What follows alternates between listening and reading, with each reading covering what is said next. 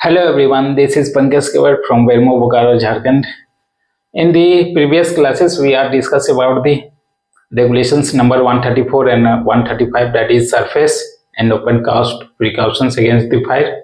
Now we are going to discuss about the regulations number 136, that is underground precautions against the fire. मतलब कि हमने अभी तक fire से रिलेटेड जितने भी प्रिकॉशंस लेनी है वो सरफेस माइनिंग में देख चुके हैं, यानी कि सरफेस स्ट्रक्चर में देखे हैं और ओपन कास्ट में देखे हैं। अब की जो क्लासेस होगी वो अंडरग्राउंड के मेटर्स में होगी, यानी कि अंडरग्राउंड के मेटर में होगी।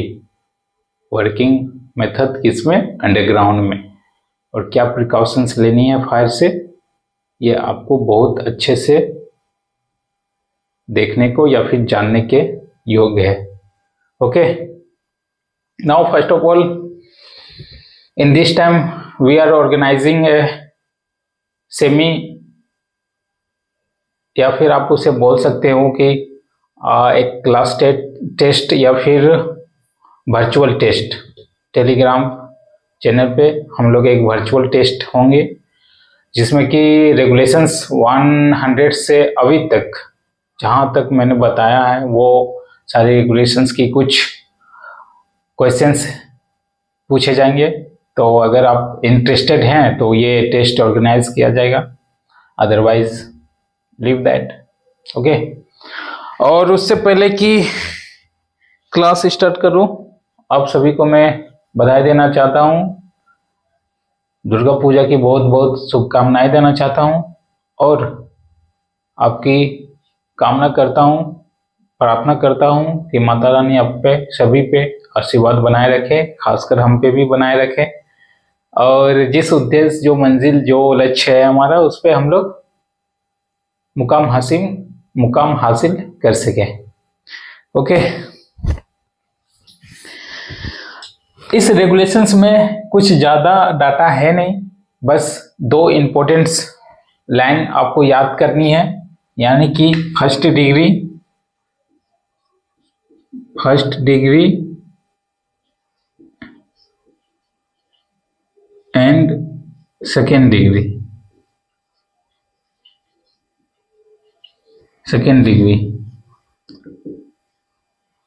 इन द केस अंडरग्राउंड के वर्किंग पीरियड में या अंडरग्राउंड के माइंस में अगर आपको किसी भी तरह का वेल्डिंग, सोल्डिंग या फिर फायर लगानी है, हीट प्रोड्यूस करनी है, तो फर्स्ट डिग्री गैसियस माइंस में और सेकेंड डिग्री गैसियस माइंस में आपको किससे अनुमति लेनी होगी?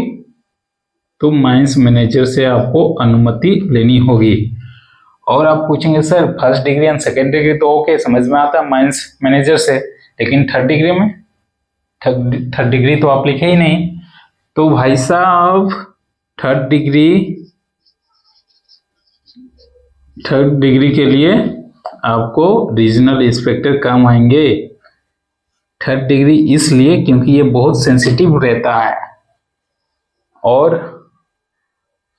0.1% से मोर देन इसमें गैसेस पाए जाते हैं। किनकी? मीथेन की। मैंने फर्स्ट डिग्री, सेकेंड डिग्री और थर्ड डिग्री की माइंस का डिफिनेशन कराया था, तो आप देख सकते हैं उसमें जाके कि फर्स्ट डिग्री में 0.1% से इनफ्लेमेबल गैस लेस रहे तो वो फर्स्ट डिग्री माइंस है कहलाएगी। उसके बाद अगर 0.1 से ज़्यादा रहे तो सेकेंड डिग्री, और 0.1 से भी ज़्यादा रहे तो थर्ड डिग्री। थर्ड डिग्री में इनफ्लेमेबल गैस की परसेंटेज नहीं बताई गई है, बट 0.1% से ज़्यादा रहे, मोर देन, तो वो थर्ड डिग्री और सेकेंड डिग्री दोनों में आएंगे। ओके, ये डिफिनेशंस, सीएमआर की डिफिनेशंस देखोगे तो आपको समझ में आएगा। ओके, एक पॉइंट ये इसमें क्वेश्चंस बन सकता है कि अगर पूछा जाए कि फर्स्ट और सेकेंड डिग्री में आग या फिर वेल्डिंग या सोल्डिंग या किसी प्रकार का हीटिंग प्रोड्यूस करना है तो किनसे परमिशन ली जाएगी? ऑप्शन आपके पास होगा RIM, CIM, DGMS या फिर मैनेजर। तो आपको मैनेजर पे ही आंसर करेक्ट करके आना है।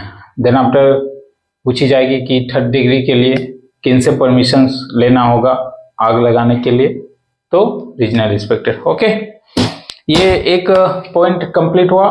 दूसरी पॉइंट ये है कि एवरी 30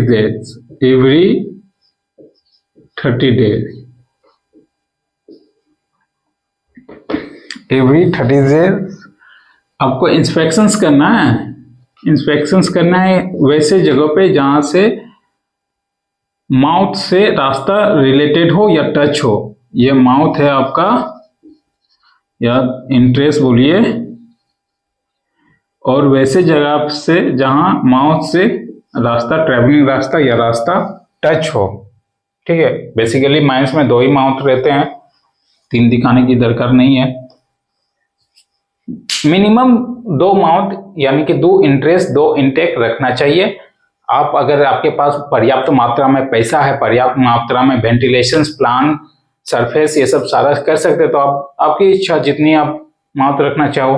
लेकिन जितनी माउथ रखोगे उतनी डेंजरस होगी, उतनी डेंजरस होगी। अगर 3 माउथ रख दिया एक माइंस में तो भाई हवा यहां से भी इंटेक कर रहा है, हवा यहां से भी इंटेक कर रहा है, और हवा यहां से भी इंटेक कर रहा है। पूरी की पूरी माइंस यानी कि एयर सर्कुलेशन सिस्टम पूरा बिगड़ जाएगा, और इसको संभालने के लिए आपको बहुत मेहनत करना पड़ेगा। इसलिए हम लोग 2 ही माउथ रखते हैं, एक फैन MMB लगा देते हैं और दूसरे से हवा को बाहर निकालते हैं और ट्रैवलिंग के लिए यूज करते हैं। और इसी MMB में हम लोग मिनरल्स एक्सट्रैक्शंस करते हैं। ओके, तो इंस्पेक्शन करनी है एवरी 30 डेज में कि इस रास्ते में कहीं भी कोई भी बंदा गलती से शराब की बोतल ना छोड़ दे या अवैध शराब की कारोबार ना करे।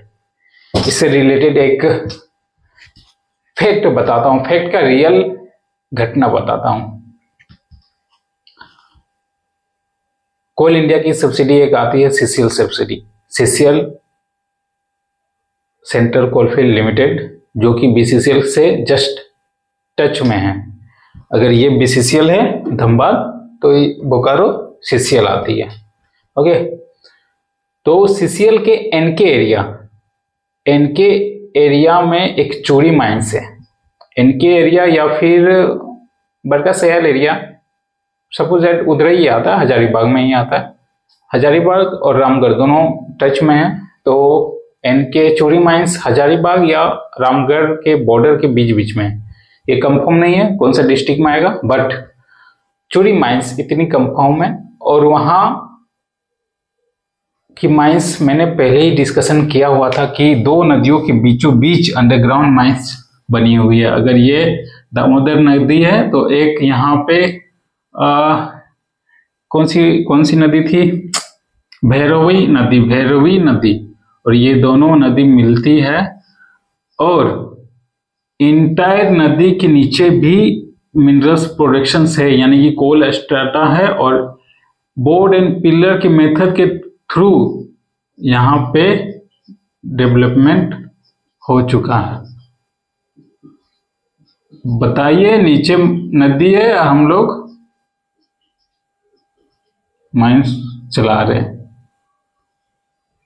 ये माइंस है तो इसके नीचे तो नहीं होगा, क्योंकि रेगुलेशंस कहता है कि 45 मीटर के रेडियस पे कोई नदी नाला रिवर नहीं होना चाहिए। ठीक है, तो हो सकता है यहाँ से 45 मीटर दूरी इतना तक हो और यहाँ से भी 45 मीटर दूरी मेंटेन किया गया हो।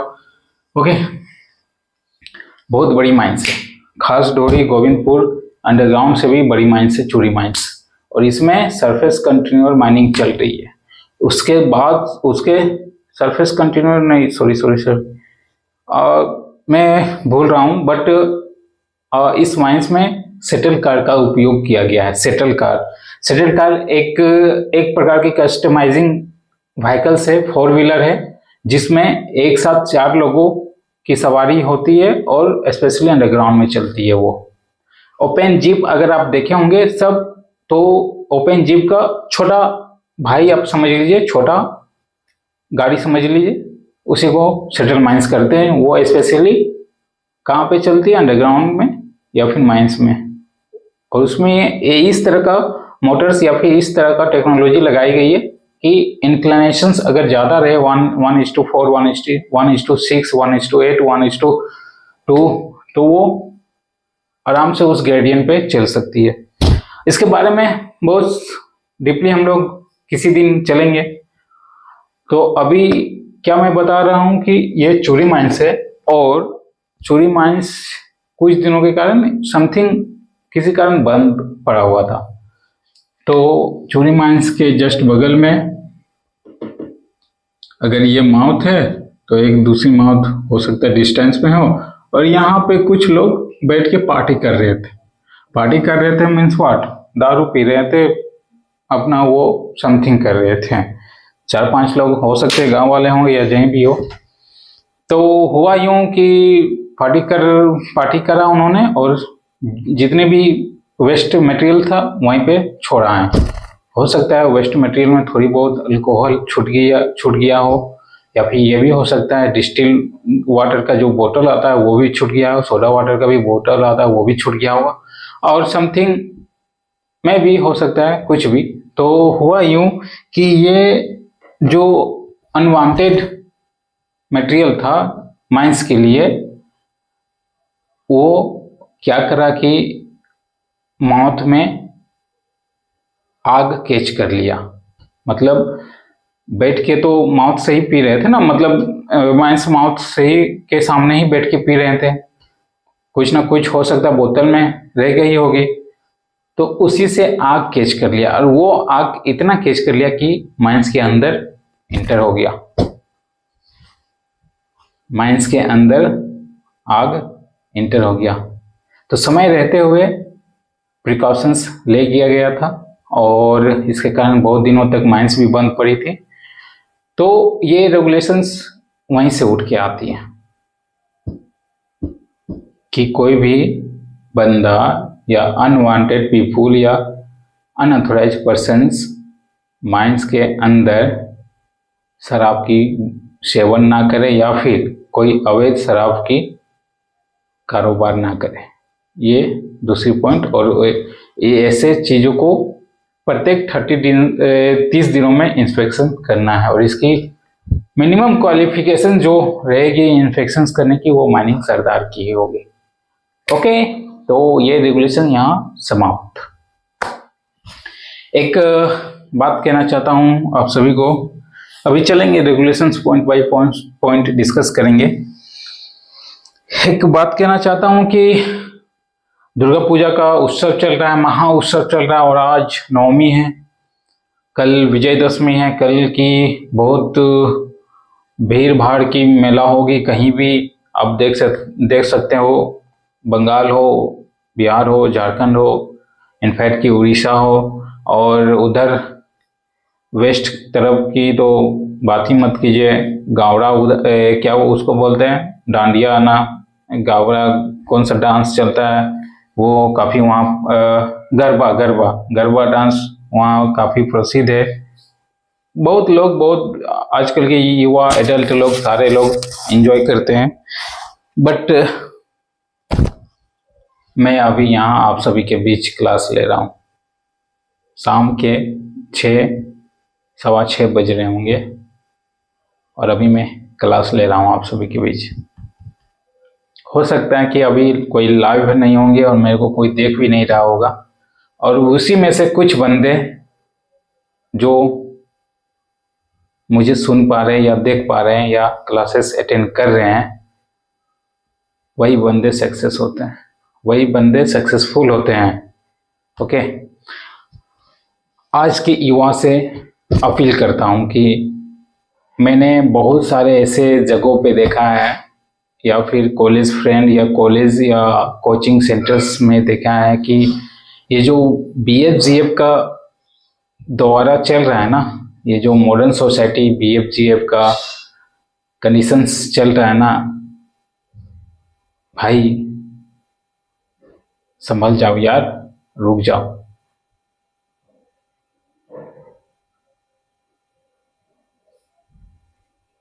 अभी नहीं समझ में आ रही है आपको, आप किस ओर जा रहे हो और किस कदर अपनी समय को खराब कर रहे हो, समझ जाइए। मैंने कभी इस मैटर में या इस तरह से समय को खराब नहीं किया, बट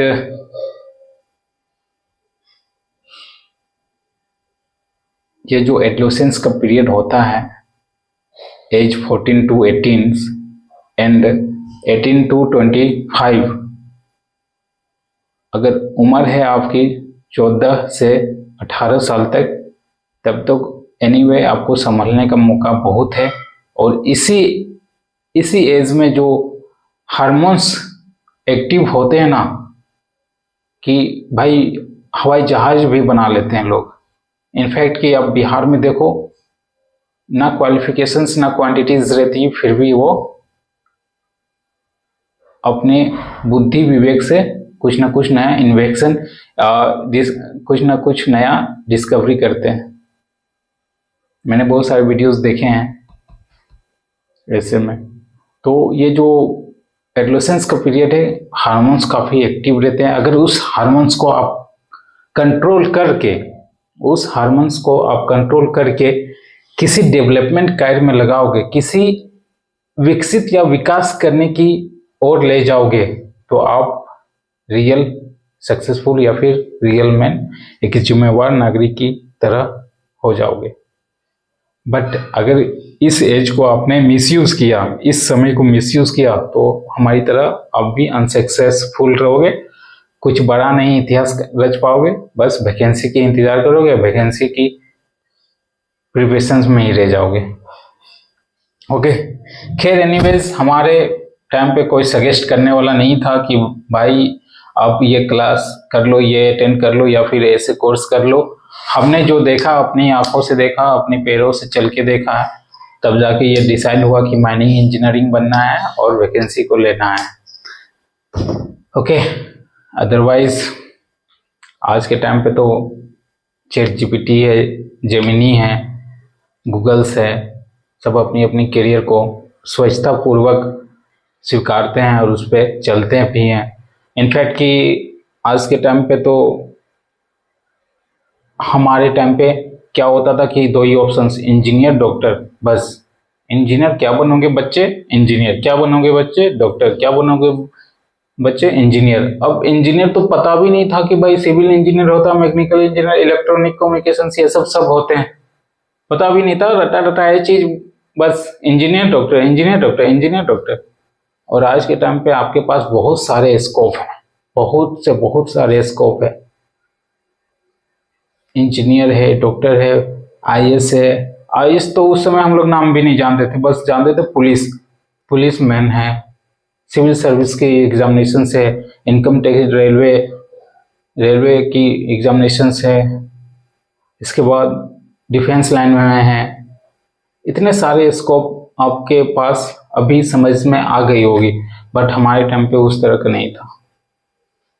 ओके, तो समय को बर्बाद ना करें। अभी आपको मेले की उत्सव सामने नजर आ रही है और आप एंजॉय कर रहे हैं, ठीक ना। लेकिन एक एज आ जाएगा जो हमारी एज में अगर आप आ जाएंगे और अनसक्सेसफुल रहेंगे या मंजिल तक आप नहीं पहुंच पाएंगे, तो सेम इट इज, आपको सब चीज बेकार लगने लगेगा, सब चीज बेकार लगने लगेगा। जब पैकेट में पैसे ना होना तो दुनिया बेकार लगती है, और पैकेट में अगर आपके पास पैसे हैं तो हसीन से हसीन दुनिया लगती है। ओके, तो इनफैक्ट अब चलिए पॉइंट पे चलते हैं। डिस्कशंस बहुत हुई और कोई ये मोटिवेशनल स्पीच नहीं था, बस एक गाइडलाइंस या गाइड अपने स्टूडेंट को मैं गाइडेंस करता हूँ, प्लस कुछ बातें रखनी होती हैं। तो regulations 136 underground precautions against fire, no timber और other combustible materials will be used in constructions of or in connections with any shaft lining or room housing or any machineries or apparatus below ground। मतलब timber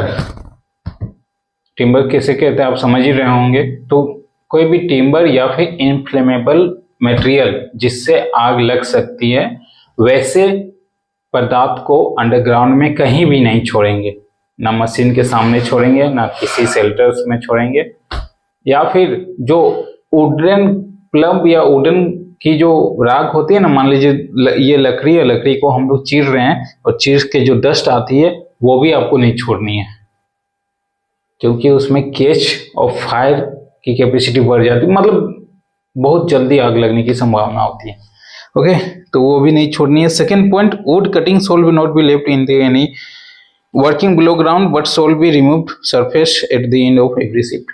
मैंने बताया ना, would cutting और would की जो चिरी हुई राख उसको भी नहीं छोड़नी है। वुड कटिंग यानी कि कोई भी पीसेस आपको अंडरग्राउंड में नहीं छोड़नी है। इनफैक्ट अगर छूट भी जाती है तो शिफ्ट के एंडिंग में आपको माउथ में रख देनी है, यानी कि सरफेस में ले चलनी है। Third point is no person shall light a fire और permit fire to be lighten in working below ground. कोई भी पर्सन, कोई भी वर्कर या कोई भी स्टाफ ऑफिसर को लाइटिंग की परमिशंस नहीं दिया जाएगी, लाइटिंग नहीं कर सकते हैं बशर्ते कंडीशंस क्या है कि फर्स्ट डिग्री और सेकेंड डिग्री में अगर वेल्डिंग या कुछ भी लाइटिंग या फायरिंग करना है तो आपको मैनेजर से लेना होगा अनुमति। अगर थर्ड डिग्री है तो फिर रीजनल इंस्पेक्टर ऑफ माइन से अनुमति लेना होगा। यही पॉइंट लिखा गया है, तो इसमें अब डिस्कशन करने की भी क्या जरूरत है, तो बट फिर भी रेगुलेशन है, सेंटेंस बाय सेंटेंस क्वेश्चन पूछी जाती है।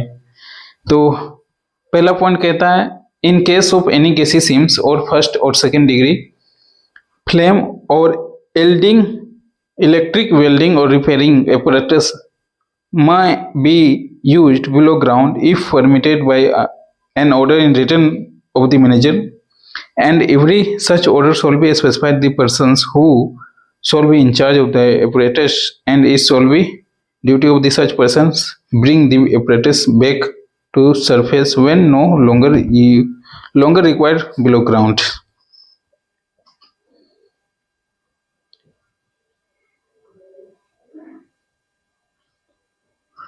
ओके, मतलब कह रहा है कि अंडरग्राउंड में अगर आपको वेल्डिंग करानी है या फिर रिपेयर करानी है किसी भी एपरेटस को और हीट का जरूरत पड़े तो वैसे कंडीशंस में एक सेटिस्फाई या फिर वैसे कंडीशंस में एक कॉम्पिटिटिव पर्सन्स उनके साथ रहेगा और रिटर्न परमिशंस आपको लेना होगा मैनेजर से, और तब तक आपको वहाँ देख रेख करना है जब तक कि काम पूरी ना हो जाए, और काम हो जाने के बाद भी वो जो ऑपरेटर्स आप लेके चल रहे हैं वेल्डिंग या कोई भी मशीन से लेके चल रहे हैं तो उसको आपको बाहर भी करना है काम हो जाने के बाद। ओके, ये पॉइंट लिखा गया है।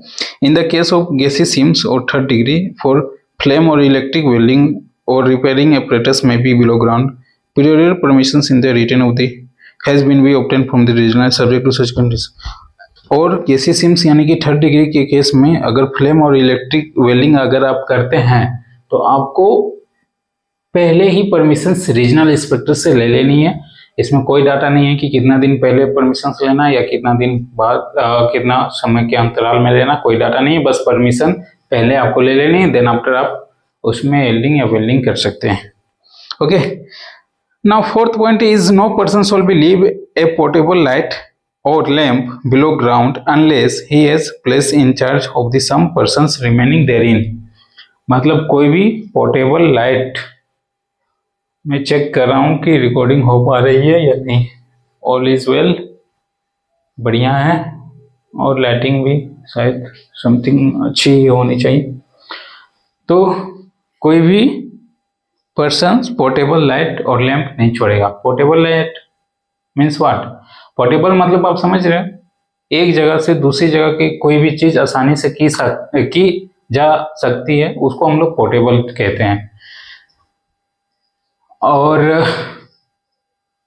एक जगह से दूसरी जगह जो मशीनरी चलती है उसको हम लोग ट्रांसपोर्टेशंस कहते हैं या फिर ट्रांसफर करते हैं। ओके, उसमें एनर्जी ज़्यादा लगती है इसलिए। अच्छा, वो बात की बात है, अभी पोर्टेबल लाइट्स में आप क्या क्या समझते हैं? अंडरग्राउंड की कंडीशंस में लाइट कितने प्रकार की होती है बताइए?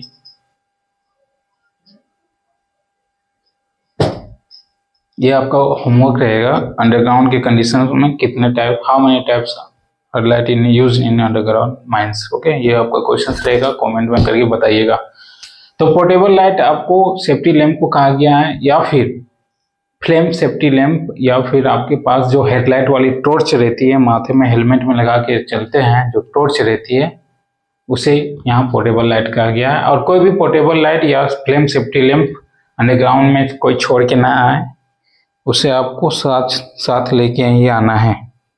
इसके बाद फिफ्थ पॉइंट कहता है eight the end of shift unless mine is work by A continuous succession of shift after persons have left the mine, all lights are shall be extinguished and shall be power cut off। अगर काम proper सब चीज हो गई है, okay हो चुकी है, अगर इन द केस अगर कल आपकी माइंस क्लोज है या फिर कोई वर्किंग नहीं चल रही है, तो ऐसे में पावर कट ऑफ कर देना है। पावर कट ऑफ कर देना है किसकी? इलेक्ट्रिसिटी की। Okay, provision shall be made to prevent an outbreak of fire below ground or spread fire from any parts of the mine as its joining mine। Adequate steps shall be controlled isolate or such fire heating that may occurs।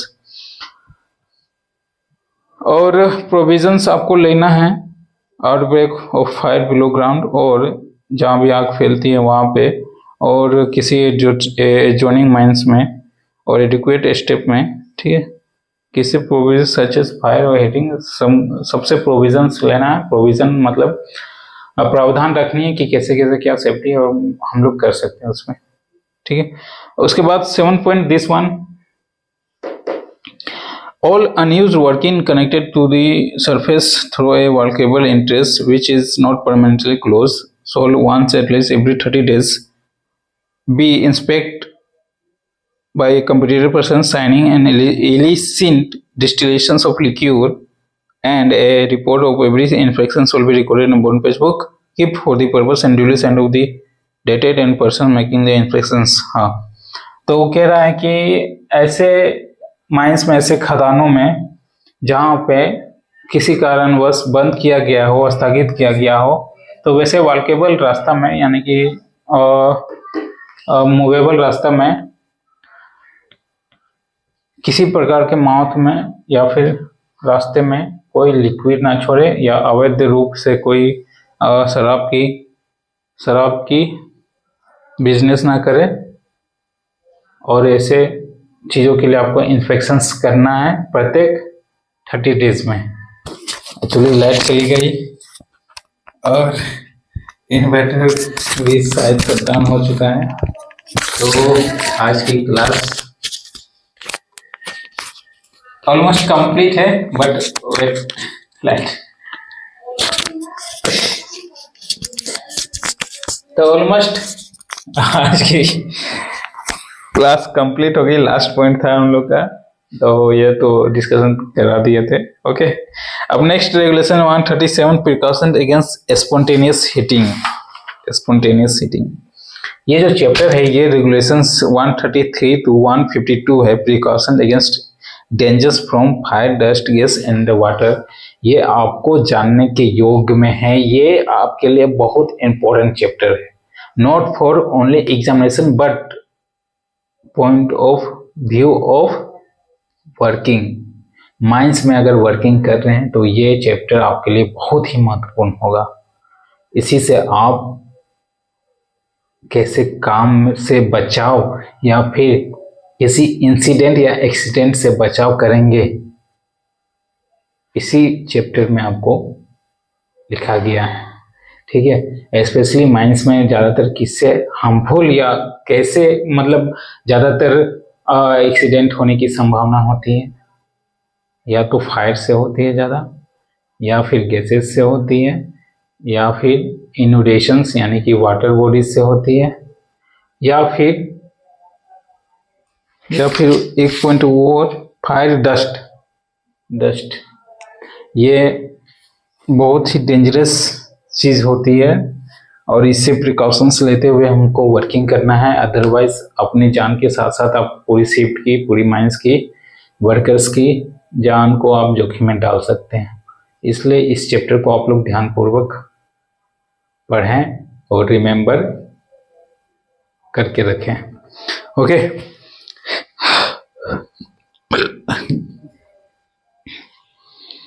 तो अब जो हम लोग देखेंगे almost 136-37 CML, मतलब आधे से आधा हम लोग पहुंच चुके हैं। इसको जल्दी ही कंप्लीट करवा के इसी को हम लोग फिर से रिवीजन क्लास रखेंगे, जिसमें कि सर्कुलर के साथ क्लास को अटेंड करेंगे, यानी कि डीजी में सर्कुलर के साथ साथ हम लोग क्लास को अटेंड करेंगे, प्लस माइंस एक्ट है उसको भी साथ में लेते हुए चलेंगे। माइंस एक्ट कंप्लीट हो जाने के बाद माइंस रेस्क्यू रूल्स, उसके बाद देखेंगे फर्स्ट एड की क्लासेस, फिर एलएच की क्लासेस, और देखते हैं क्या तक हम लोग सिलेबस को कवर कर पाते हैं। आज नहीं तो कल एग्जाम्स होंगे ही, वैकेंसी आएगी ही, तो आप लोग एनी टाइम प्रिपरेशंस में एक्टिव रहिए। ऐसा नहीं कि सारे कोर्स कंप्लीट हो गए हैं तो आप पढ़ने की जरूरत नहीं है। रिमेंबर, रिवीजन एंड परचेज, ये कंसिस्टेंसी बना के रखना बहुत जरूरी है। कंटिन्यूटी बना के रखना बहुत जरूरी है, अगर अदरवाइज गैराज में पड़ी हुई गाड़ी भी खराब हो जाती है। ओके, और कुछ तो